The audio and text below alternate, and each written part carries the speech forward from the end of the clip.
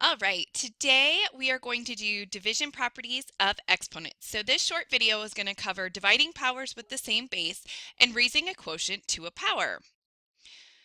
So dividing exponents, let's take a look at if we had n to the 8th over n to the 3rd.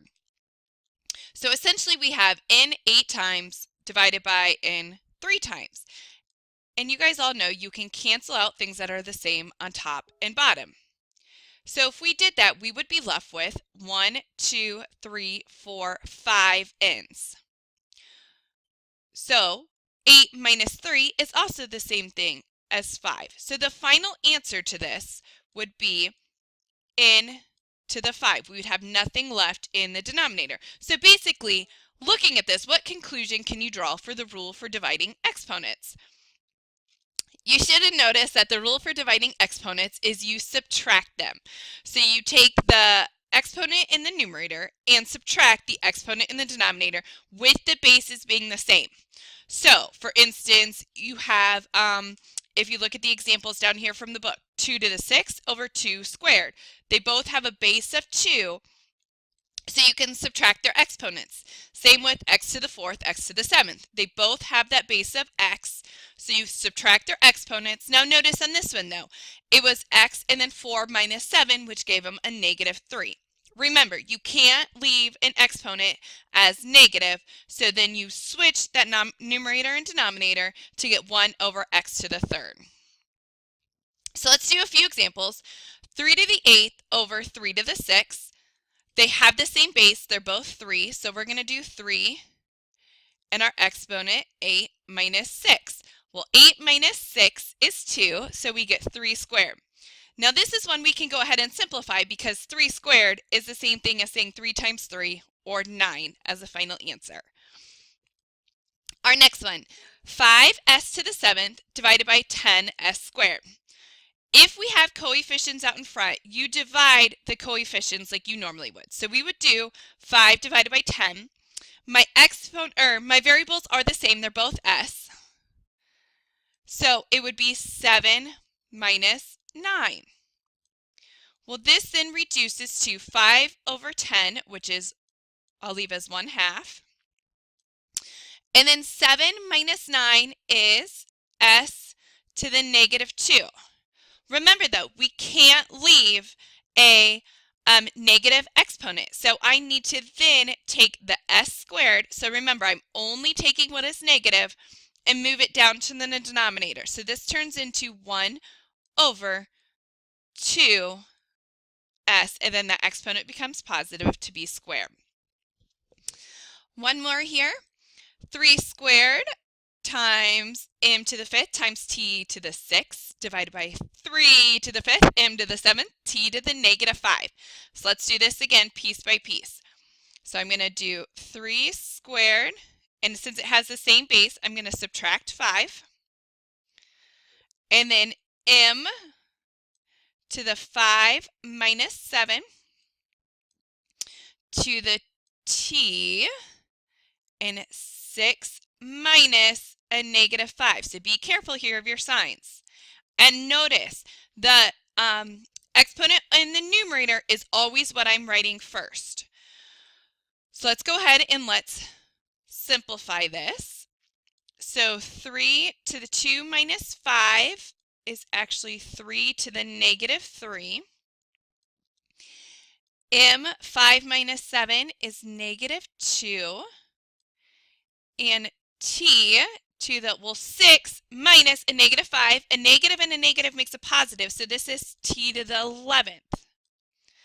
I then have 2 negative exponents still, so I need to simplify. I'm not quite done.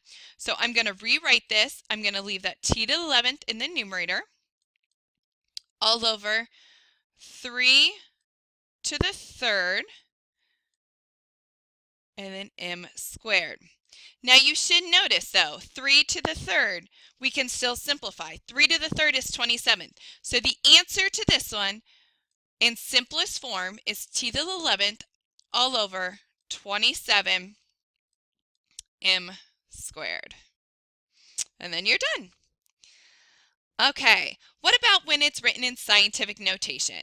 So this example, we have 5.4 times 10 to the 12th over 1.2 times 10 to the third. So again, let's go ahead and we're going to divide those constants in the front. So we're going to do 5.4 and I'm going to divide it by 1.2. I then am going to subtract my exponents because my bases are the same for that power of 10.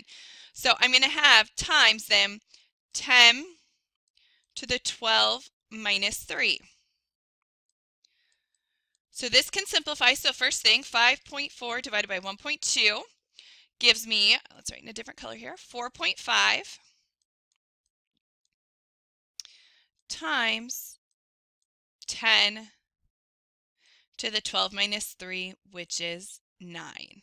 So this simplifies to 4.5 times 10 to the 9th. Okay, one more example of these. So a fraction reduces to 16. If its denominator is 4 squared x to the 7th, what is its numerator? So let's just set up our problem here. It tells me I don't know what the numerator is, so I don't know what the top of my fraction is. I do know I have a 4 squared on the bottom times x to the 7th, and this should equal 16.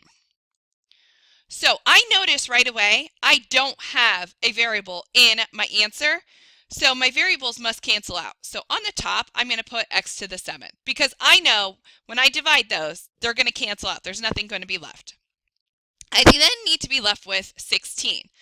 Well, 16 is the same thing as 4 squared.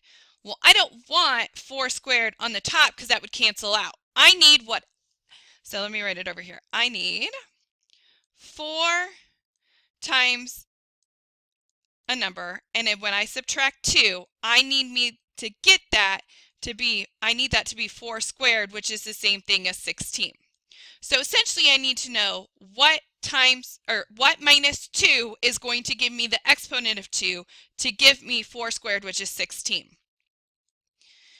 Well, 4 minus 2 would give me the exponent of squared. So in my numerator, it's going to be 4 to the 4th. And just to make sure, let me work it out. So if I work this out, it would be 4, and then my exponent's 4 minus 2, x 7 minus 7. Using that quotient rule here. Well, 4 minus 2 would give me 4 squared. 7 minus 7 is 0. Anything to the 0 power is 1. So this is essentially 4 squared times 1. I don't need to write that 1. Well, 4 squared is 16. So check. I do know that is my numerator. All right, one more rule that this lesson covered was raising a quotient to a power. So basically all you're doing is when you have an exponent on the outside of your parentheses, you need to make sure that exponent is being distributed to both the numerator and the denominator. So look at the example 3 to the 5th, all raised to the 3rd power. I distribute it so it turns into 3 to the 3rd over 5 to the 3rd and then simplify. Quick note down here, if you have a negative exponent, what you would do is you would then switch your numerator and your denominator, so you'd use the same rule you've used from the very first lesson with negative exponents in order to make that exponent positive. So you should see instead of being a divided by b, it turns into b divided by a, and your exponent is now positive. All right, so a few examples. 4 divided by x to the 3rd, all raised to the 2nd power. So again, I need to do 4 squared, and then I need to multiply that 2. So this turns into 4 squared all over x to the 3rd, and it's squared. Well, 4 squared is 16. And this turns into 3 times 2, which is x to the 6. All right, let's try one more. Here, look, I notice I have a negative exponent. So let's use our rule and let's switch our numerator and denominator. So this turns into 5b all over a, and it's squared here. So when I distribute this, it needs to go to everything inside my parentheses. So this simplifies into 5 squared times b squared all over a squared. Again, in simplest form, we can do that 5 squared, which is 25, so the final answer would be 25 b squared all over a squared. Awesome job. So just a few reminders. You can use that commutative property if the same base to put terms together. You subtract exponents when you divide. You add exponents when you multiply. And your final answer should always include positive exponents. I will see you next time.